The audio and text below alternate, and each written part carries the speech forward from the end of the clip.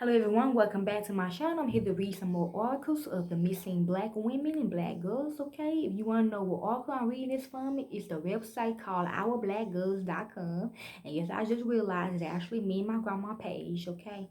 So we about to begin. I will be breaking the codes when I see some, okay? And I will see where their body's located at or if they deceased or alive, okay? So they are still slaves out here, okay? So let's begin. This young lady name is Jeffrey, Jeffrey, Lynn Smith, 16, last seen walking home from school with boyfriend. She saying Nino Brown or the Night Stalker, okay? This how she look, okay? I think she's a woman or, okay, she might be a woman or she might be a guy. She will let me know. Maybe they just named her, she's a girl, she's a woman, okay? Like many other teens who disappeared, Jeffrey Lynn Smith was initially thought to be a runaway. Although it had been decades since she was last seen in Hot Springs, Arkansas, little is known about Lynn, who went by her middle name, so I will refer to her as such, and what happened to her remains a mystery. Investigators reportedly have a person of interest, but they have kept information regarding the 16-year-old's missing person case viewed from the public. This is her again. She do look familiar. On December the 4th, 1985, in the wake of the holiday season, Jeffrey Lynn Smith was last seen walking home from school with her boyfriend, Frank Hanna. According to Hannah, he parted ways with Lynn just a few blocks away from her home and didn't know what happened to his girlfriend. When Lynn didn't make it home, her panicked family called the authorities, but like many black teens who failed to contact their parents, Arkansas police treated Jeffrey Lynn Smith like a runaway and did not accurately investigate her case in his own seat. That is ransom talk right there.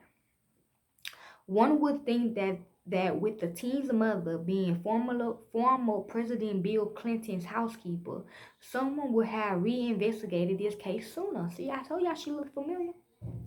She was walking home, cause you know Hussein and Bill Clinton. Okay, Hillary. She was walking home with her boyfriend Frank Hanna and a friend Lisa. My aunt actually saw them walking home, and she stopped and asked them if they wanted a ride. Actually, she was walking with Lisa Ray, not this Frank Hanna dude. He's just popped up because Lisa trying to, sell her. You know how kids do it, Oh, I got this guy I want you to meet type shit. My aunt actually saw them walking home and she stopped and asked them if they wanted a ride, said Lynn's sister Lisa Smith in 2017. They said no, we were fine. We since have communicated with Lisa and Lisa's like, I left, parted ways with them and was headed home. I'm hearing she was talking back, okay? They just kept walking. But that's the last time anybody seen her, okay? So I guess she was trying to protect her auntie or something, okay? Hannah was reportedly questioned by the authorities, and while the details of their conversation are unknown to the public, they have been described as being inconsistent. Authorities did not reportedly press Hannah about his girlfriend's whereabouts. Early on in the investigation, Lynn's sister Lisa claimed that Hannah stayed close by the Smith family side. But things soon changed. Just prior to going missing, Lynn was gifted a gold ring with an Oprah in it for her 16th birthday. And later it was found at a pawn shop. Okay, so someone going robbery. I'm hearing Indian giver. It was a ring that Lynn reportedly loved and guarded fiercely. It is suspected that Hannah pawned the piece of jewelry, but that has not been proven. I'm hearing yes. During the investigation, nearby woods and fields was searched, but there wasn't anything that could help in finding Jeffrey Lynn Smith. She said, go back to them woods, okay? She might be, my body might show up now, okay? Since Fells is off. Lynn's family has never given up on searching for the truth of what happened to the teen, and after much persistence, the case was reopened in 2012 and reclassified as an endangered missing child case.